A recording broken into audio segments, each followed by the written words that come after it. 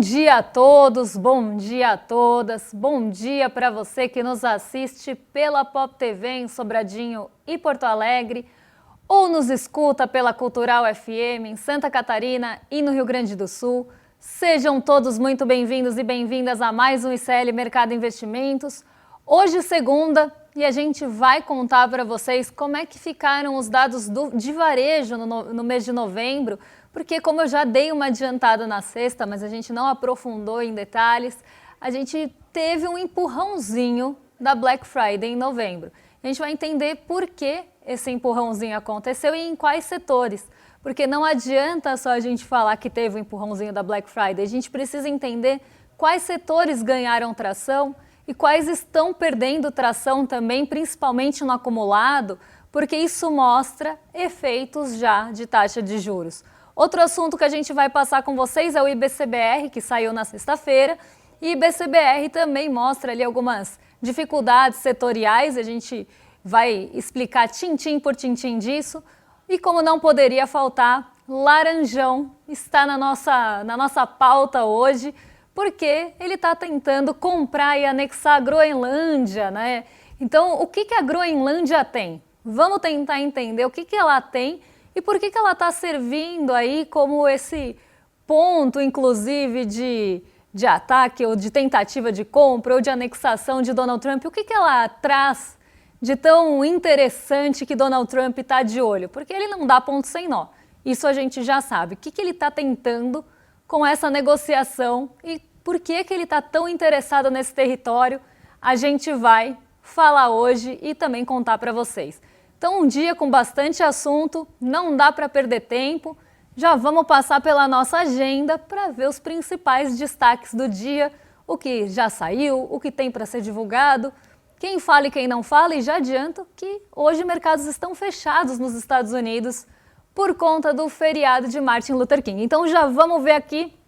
Minha voz hoje está mais para lá que para cá, mas já vamos ver aqui o que já saiu. 5 horas da manhã. IPC-FIP da segunda quadricemana de janeiro.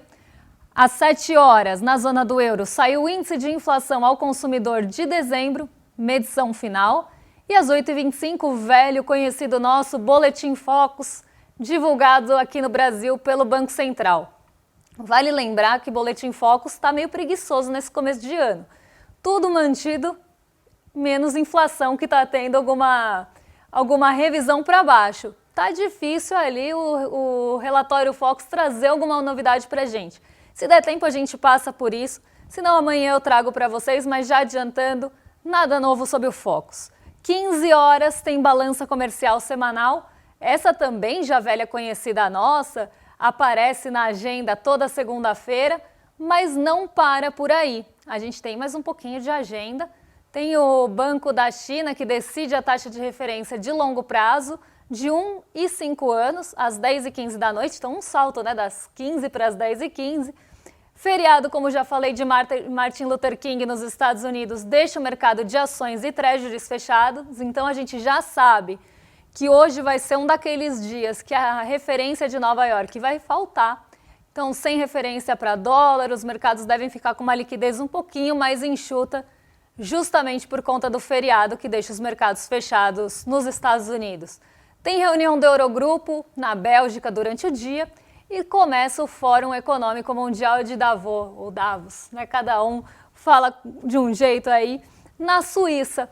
Então, o dia hoje, como falei, meio morno, né? Meio xoxo, tirando a decisão de juros na China, que pode trazer algum impacto amanhã, o que deve ficar mais no radar realmente são as decisões do Focus, que já mostraram que não mudou muito, né, as projeções do Focus, e outros aspectos mais políticos e geopolíticos acabam tomando conta da segunda-feira nessa condução, principalmente em um dia sem a referência de Nova York.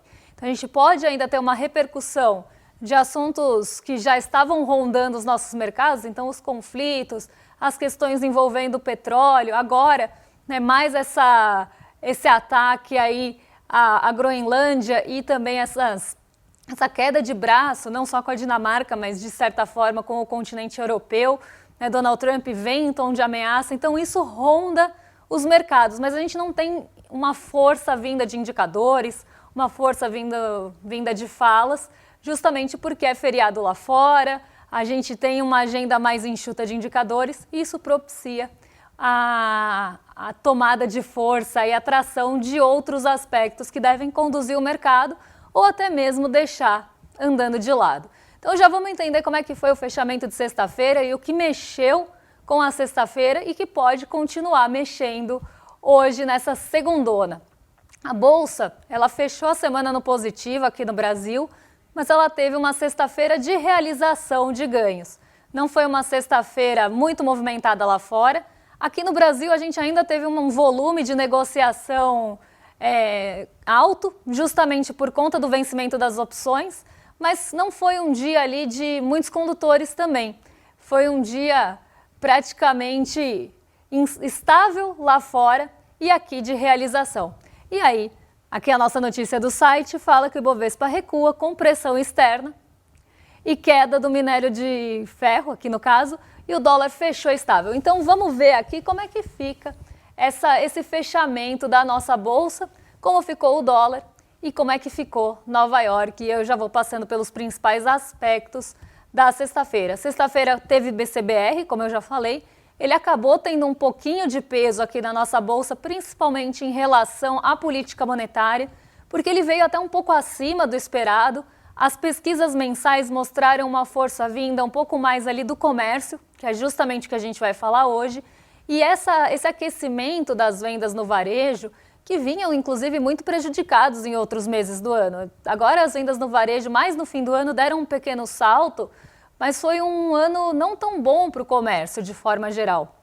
Os serviços, eles mostraram perda de fôlego, andaram de lado, ficaram no 0 a 0, no acumulado em 12 meses, ficaram bem lateralizados, ali não teve grandes mudanças no setor de serviços e a indústria não foi bem. Esse era o cenário da nossa atividade econômica urbana, então não dava para esperar também um IBCBR tão forte. Poderia ter alguma surpresa vinda da agropecuária, que não foi o que a gente viu de certa forma. Inclusive, se a gente tira ali a agropecuária do IBCBR, a gente vê que muda de figura e eu vou trazer isso para vocês. Mas o que acabou, e aí o IBCBR não divide comércio e serviços como fazem as pesquisas mensais. Porque o comércio, na verdade, ele está dentro dos serviços. Eu não quero adiantar muito essa pauta, mas ela fez barulho na sexta-feira, justamente porque colocou em dúvida a mudança da política monetária, o afrouxamento da nossa política monetária. Quando eu falo afrouxamento de política monetária, o que eu estou querendo dizer? Justamente corte de juros. Quando é que eles vão vir? E aí a gente teve dúvida na sexta-feira em relação a isso. Isso por conta do IBCBR. Então a gente tem já um dia que não começa ali com notícias que poderiam impulsionar a nossa bolsa. O Ibovespa ele acabou movimentando bastante durante o dia. Ele chegou a flertar com algumas máximas, perdeu força e acabou no negativo em queda de 0,46. Apesar dessa queda, foi uma semana bastante positiva para o Ibovespa. Ele começa o mês de janeiro com força e a semana ajudou muito isso. O que ajudou a segurar essa queda, inclusive, contribuiu para que a queda não fosse maior, foi o comportamento da Petrobras, que reagiu à alta do preço do petróleo. O petróleo também teve uma semana muito instável por conta dos conflitos e todas as questões envolvendo o Irã. O Irã não é só uma região produtora de petróleo importante, mas também daqui a pouco a gente vai ver um mapinha, já estou adiantando outra pauta aqui do programa, a gente vai ver um mapinha com estreitos. E eu vou mostrar um outro estreito que é muito importante, que passa praticamente 1/3 da produção de petróleo. Sempre que a gente tem conflito naquela região, o petróleo acaba tendo um aumento de preço, justamente porque as questões logísticas também vão ficar mais caras. Então, além do conflito em um território que produz petróleo e pode mexer com a oferta global, a gente ainda tem a passagem importante do transporte da commodity que pode encarecer. Então, o preço acaba sendo afetado por esses dois motivos. E durante a semana, essa dúvida pairou, principalmente por um tom mais bélico adotado pelos Estados Unidos no começo da semana e que depois foi dissolvido. E isso mexeu bastante com os ânimos do mercado de petróleo. Então, o petróleo subiu bastante, depois caiu quando o tom bélico dos Estados Unidos diminuiu um pouco e na sexta-feira ele voltou a subir. Quando ele sobe na sexta-feira, a Petrobras surfa nessa onda e acaba ficando ali entre os destaques positivos do dia. Mas não só por isso, alguns relatórios preliminares de produção também favoreceram a Petrobras. Então, um dia que a Petrobras diminuiu a possibilidade de queda, senão o nosso Ibovespa teria caído mais, minério de ferro, por sua vez, atuou na força contrária, não teve um dia bom, então contribuiu para a queda, e outros setores, principalmente o setor financeiro, também ficou entre os destaques negativos, e isso levou a nossa bolsa a cair 0,46%. Como eu falei, em Nova York, também não tivemos ventos positivos vindos de lá. A bolsa ficou praticamente andando de lado na sexta-feira, já se posicionando inclusive para o feriado, porque na segunda não ia ter mercado por lá. Então, um dia morno em Nova York, sem grandes posicionamentos, sem grandes mudanças e ligeiramente negativo aqui, porque a gente está vendo queda de 0,06, queda de 0,06 também. Então, um dia praticamente andando de lado, mas no terreno negativo. Então, não veio uma força também que pudesse ajudar o Ibovespa de fora. Foi um dia bastante morno a sexta-feira e que a gente viu realização de ganhos praticamente aqui. Sem nenhum condutor mais importante, além do IBCBR, o que aconteceu?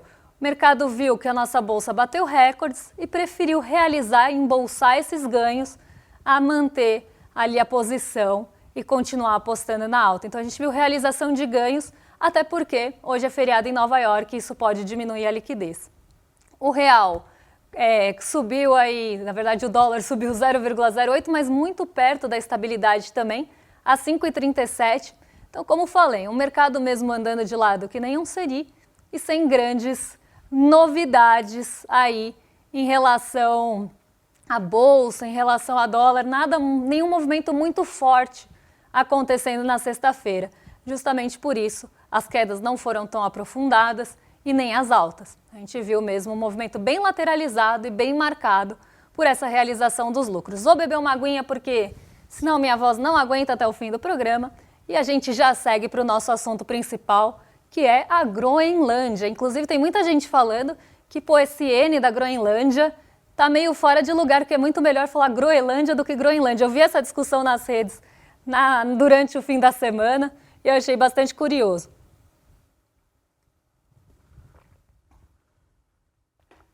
Mas vamos já entender esses aspectos geopolíticos e o que a Groenlândia tem, né, gente? Porque tá todo mundo pensando, mas lá só tem gelo, porque em inglês, inclusive, né, o nome remete a isso. Então parece que lá só tem uma geografia hostil, que tem bastante gelo. E por que é que Donald Trump está tão interessado nesse território?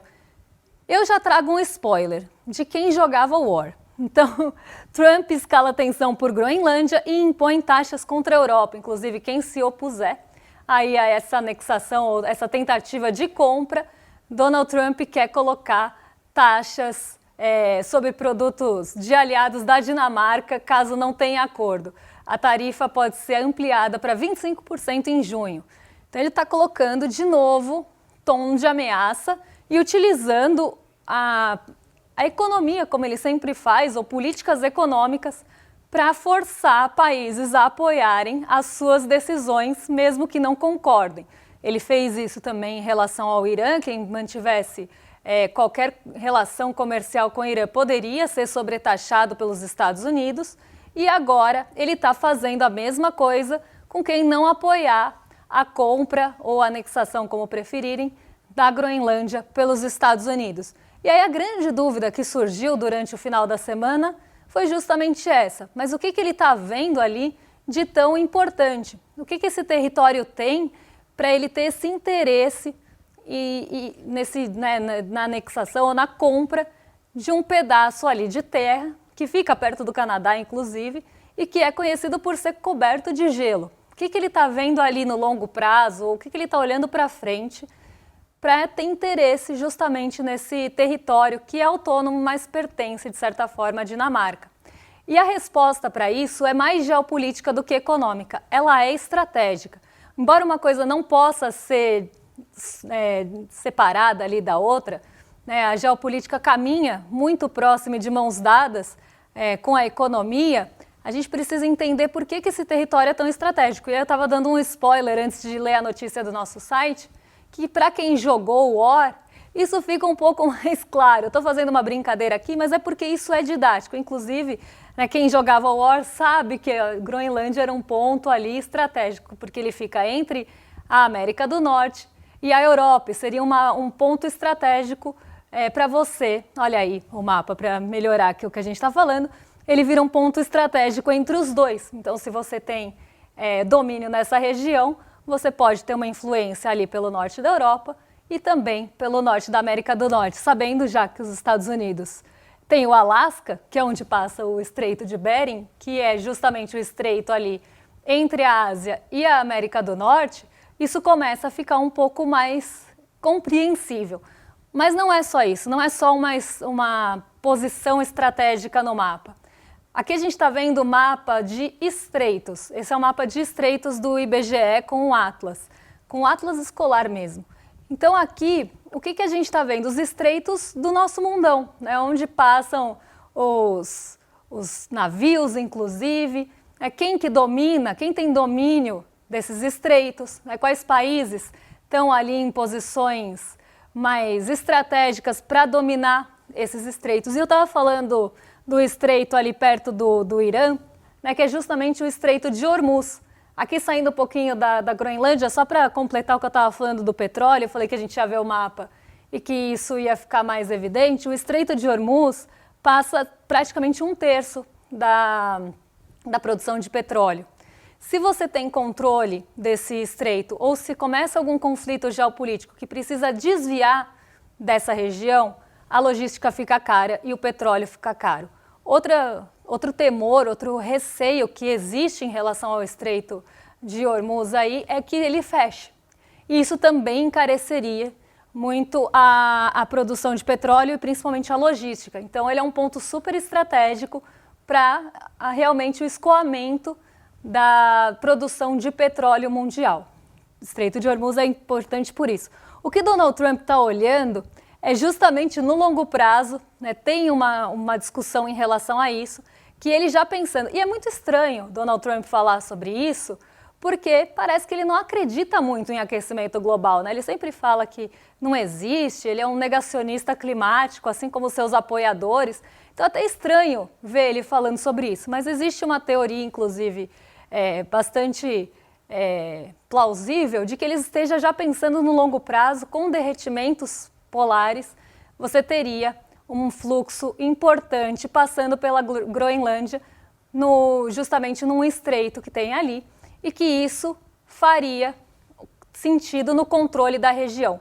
Não só estrategicamente, por estar ali numa posição geopolítica importante de você dominar, mas também por esse estreito aí que poderia ter algum impacto com o derretimento polar e que facilitaria se você tivesse o controle da Groenlândia, nesse caso, para justamente ter o controle do estreito que pode ficar ou modificado com já o derretimento. Mas muito estranho uma pessoa negacionista climática falar sobre derretimento polar e derretimento de gelo e que isso mudaria a geografia do mundo, que o estreito passaria a ter uma posição estratégica mais importante, uma relevância maior, se a pessoa nega qualquer evento climático e continua agindo como se ele não existisse.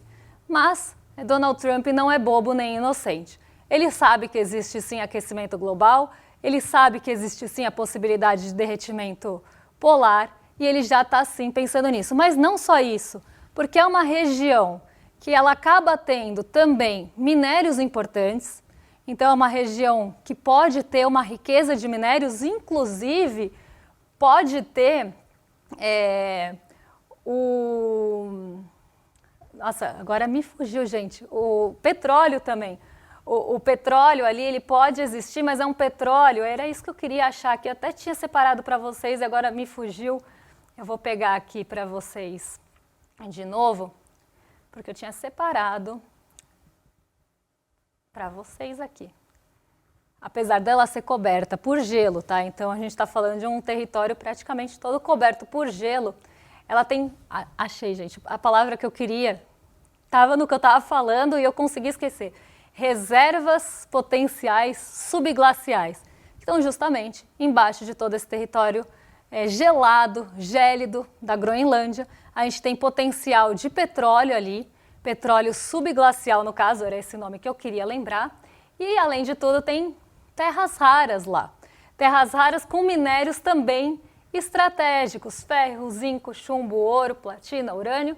Embora seja não uma extração tão fácil, você tem terras importantes e raras nessa região da Groenlândia, nessa região gélida, coberta basicamente por gelo.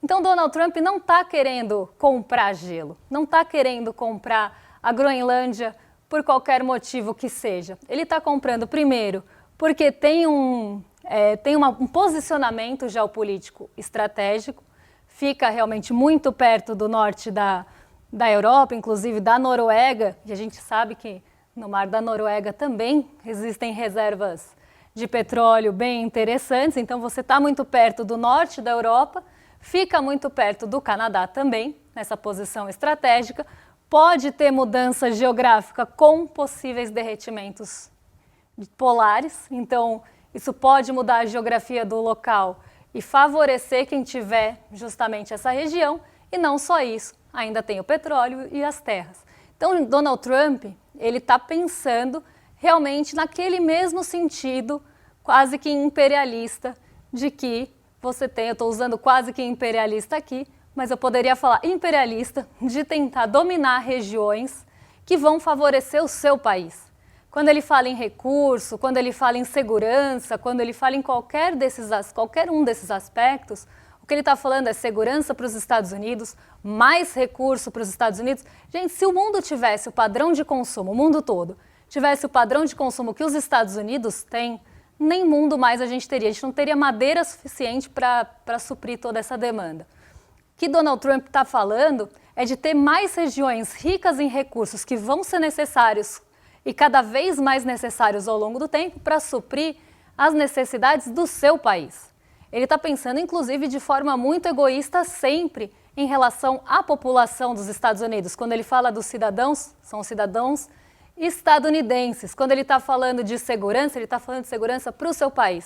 Se ele estiver falando de qualquer questão estratégica, é questão estratégica para os Estados Unidos. Então, Donald Trump age dessa forma imperialista e de querer anexar os territórios que vêm à sua mente ou que ele acredita que sejam estratégicos, ricos e potenciais para os Estados Unidos. E aí a minha grande questão é, qual o limite disso?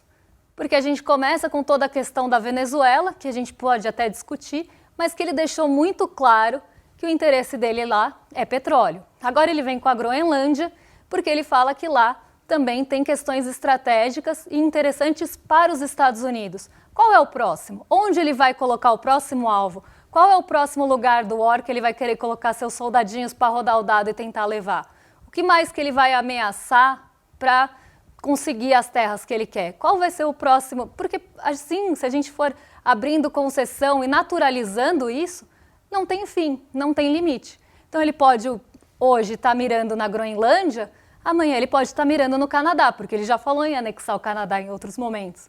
Depois ele pode estar falando em outro país da Europa. E até onde vai o limite dessa conquista? Até onde vai o limite desse imperialismo para realmente subordinar os interesses dos Estados Unidos? É isso que a gente precisa questionar. E por isso a gente precisa não só questionar e se opor a isso. E aí ele usa a economia e as tarifas e as taxações, enfim, para tentar fazer com que os países se submetam a essa vontade, a esses interesses estadunidenses acima de qualquer outra coisa. E isso é muito perigoso, porque a gente nunca sabe qual vai ser, na cabeça de Donald Trump, o próximo país-alvo que ele vai querer tomar. E tomar para ele na força, ou seja, a força militar, ou na força, principalmente usando a economia também como um braço, como um apoio. E se ele usar os dois, a gente sabe que é uma força bem descabida e desmedida, normalmente, quando se fala de uma potência como os Estados Unidos. Então, gera um risco e é muito perigoso tudo isso, justamente pela forma e pelo motivo que acaba, né, motivo que acaba motivando é ficar muito feio, né? Mas pela motivação por esse tipo de comportamento. A gente nunca sabe qual vai ser o limite, a gente nunca sabe qual vai ser o próximo. E isso que gera risco, isso que é muito perigoso. E isso a gente precisa ficar atento, porque qual que vai ser? Quem será o próximo ex, né? Quem será o próximo país que vai sair do mar e Donald Trump vai ter interesse? A gente não sabe. E esse alvo pode ser qualquer um, né? E se ele virar para o Brasil e falar, eu acho que tal região é estratégica para mim e eu quero anexar? E se ele chegar para a Europa e falar, essa região eu também quero anexar porque serve aos meus interesses? As pessoas vão baixar a cabeça e aceitar? Vão enfrentar de alguma forma? Porque enquanto está dos outros, tudo bem, né? Então, toda a Groenlândia, de gelo. Enquanto não está próximo a você ou no seu país, nos outros, como falam, é refresco, né? Mas quando começar a se aproximar, e quais vão ser esses próximos alvos? Isso também mostra uma tentativa de manutenção da hegemonia dos Estados Unidos e de mostrar poderio, não só econômico, mas também militar e bélico, tentando também dar recado, a gente sabe, para a China e para outros países que vêm tentando se opor ao Donald Trump e aos Estados Unidos. Ele chegou também a falar de Rússia em alguns momentos, ele já tem o Alasca, que também já é um estreito bem importante, já perto da Ásia. Então, Donald Trump está realmente tentando jogar o war e tomando esses... Eu até brinquei hoje de manhã, qual será que é o objetivo dele? Tomar a América do Norte, a América do Sul e um terceiro continente, a sua escolha? Não sabemos qual é o objetivo de Donald Trump, mas uma coisa a gente sabe, que ele quer justamente suprir os interesses do governo dele e do país dele e manter essa hegemonia, seja de forma econômica ou militar e bélica. E isso é muito perigoso, porque expõe todo mundo a esse risco. Vou passar um recado para vocês, porque esse ano não vai ser fácil. Esse ano tem um monte de desafios vindo aí, questões geopolíticas turbulentas, coisas que vão mexer com os preços dos ativos e com as expectativas desses preços. E isso pode mexer com o nosso bolso e com a nossa bolsa e com as nossas vidas, como eu sempre falo aqui. Para a gente não ficar perdido nesse cenário turbulento, eu quero fazer um convite para vocês, que é para assistir o Mapa da Mina, no dia 29 de janeiro, às 8 horas, na quinta-feira, porque o Edu vai apresentar esse mapa, que é como se fosse mesmo um mapa, um guia, uma bússola, para você não ficar perdido nesse ano de 2026 e tomar as melhores decisões sem cair em cilada de banco. Então a gente vai apresentar esse mapa para vocês no dia 29 e ele é gratuito. Normalmente, quando a gente tem um evento desse, seja de mercado, ou de alguma gestora, de alguém, é muito caro, né? Isso quando ele é acessível, porque muitas vezes é restrito e caro. Mas aqui ele é amplo e gratuito. Mas para você participar, a gente pede que vocês se inscrevam em iclmercado.com.br para garantir a vaga e garantir o acesso também, já que a gente distribui de forma ampla, gratuita e democrática. Então, a gente só pede que vocês se inscrevam para não só serem lembrados no momento, porque às vezes na correria do dia a dia a gente esquece, mas também para garantir o ingresso. Então é só entrar em iclmercado.com.br, se inscrever e esperar o dia 29 às 8 horas, que a gente vai estar junto para esse encontro. Agora, vou jogar para os nossos vizinhos de cima do Rolê ICL, porque Lucas Rocha e o William De Luca já estão a postos para receber vocês e amanhã eu volto para contar o que mexe com o nosso bolso, com a nossa bolsa e com as nossas vidas. Um beijão e até lá. Quantos golpes aconteceram no mercado financeiro em 2025? Teve Banco Master, teve o faraó lá dos bitcoins. Agora, teve muita gente que não caiu em nenhum desses golpes, que não comprou COI, que não comprou CDB do Banco Master. Sabe por quê? Porque assistiu o Mapa da Mina em 2025. O encontro que a gente faz todos os anos em janeiro para fazer nossas previsões e alertas sobre o ano que está por vir. O Mapa da Mina 2026 vai acontecer no dia 29 de janeiro, uma quinta-feira, às 8 horas da noite. E você pode participar gratuitamente. Em 2025, a gente acertou todas as previsões. E a gente vai trabalhar muito para fazer boas previsões em 2026 também. O ICL está em todo lugar, na palma da sua mão, na TV da sua casa e até nos seus ouvidos. Para ir além da manchete e mergulhar com apuração e contexto de verdade, acesse iclnoticias.com.br. Siga o ICL, compartilha e vem com a gente. Informação para quem pensa.